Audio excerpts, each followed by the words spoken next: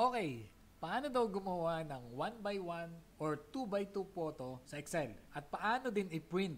First step natin gagawin, adjust natin yung column width. Ito gawin natin 2x2, right click. Then column width. Then yung 2x2 natin, 26.71.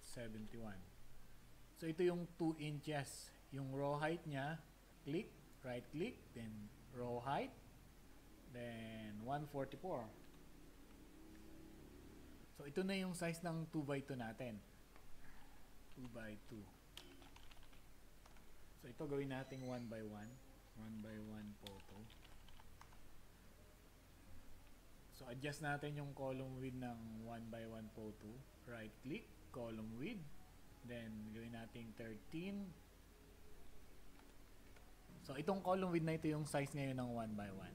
Next step natin gagawin, insert natin yung photo. Insert, pictures, then ID. Ito yun. So, ito ay square size na to. Drag natin. Manually adjust natin. 2x2 na yan. Or, right click natin. Then, format picture. Yung format picture na tab, lalabas dito. Punta tayo dito sa size and properties. Then, size. Makikita natin dito na 2.42 inch yung photo. So, hindi siya 2x2, malaki siya. So, gawin natin 2 inches. Yan, at nag-adjust na siya sa 2 inches. So, pwede rin nating i-resize yan gamit ang format na tab. Ito. Format.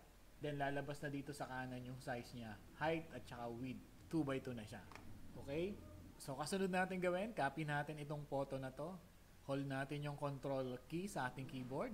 Then makita natin na meron ng plus yung ating mouse pointer. Press and hold lang natin yung picture na yan to copy. Then release. Or simply right click, copy and paste. So balik tayo dito sa format picture.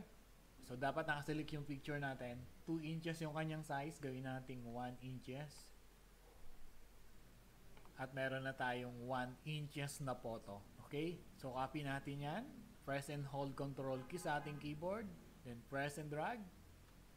At meron na tayong dalawang 1x1. Ngayon, kung gusto naman nating lagyan yan ng border, para madali natin siyang makat, click lang natin yung photo, then go to format. At marami ditong border na pwede nating pagpilian. So, simple border lang yung gusto ko. Punta tayo dito sa picture border. Weight, so 1/4 lang na line. So, makikita natin na meron na siyang border. So, same lang din dito. Format. Picture border. So, preview natin. Isang 1x1 at dalawang 2x2. Kung gusto mong dagdagan yung iyong 2x2, copy lang natin. Eh, paano naman kung ang picture mo ay hindi naka-square size talaga? Insert natin. Picture. Then, lagay natin to. Hindi siya square size. Or hindi even yung kanyang size. So, ang gagawin natin dyan, i-shoot natin doon sa 2x2. Then, crop natin to. Go to format. Then, dito sa may bandang kanan, meron ditong crop. Click lang natin itong crop na to. Dito sa ating photo, merong square sign na nakikita tayo. Imaginary. Para makrop natin yan, itatapat lang natin itong ating mouse pointer dito. Then, dadrag mo lang siya. Tapat natin. So, ayun. Meron na tayong 2x2. Pero, tabingi. Mas malaki yung space dito sa kaliwa. So, balik tayo sa crop. Pwede mo ring i-check yung kanyang size. Size and properties. So, wala siyang 2. Gawin natin 2. So, carry na yan. Copy natin for 1x1. Preview natin for printing. Kung okay na sa inyo yan, print na natin. File. Print. Dito sa print preview, ensure natin yung scaling.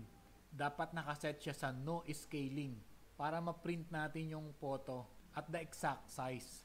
And make sure din natin yung tamang size ng papel na gagamitin natin Halimbawa, A4. At pwede na natin siyang i-print. Okay? And that's it. Follow my Facebook page and subscribe to my YouTube channel for more tutorials.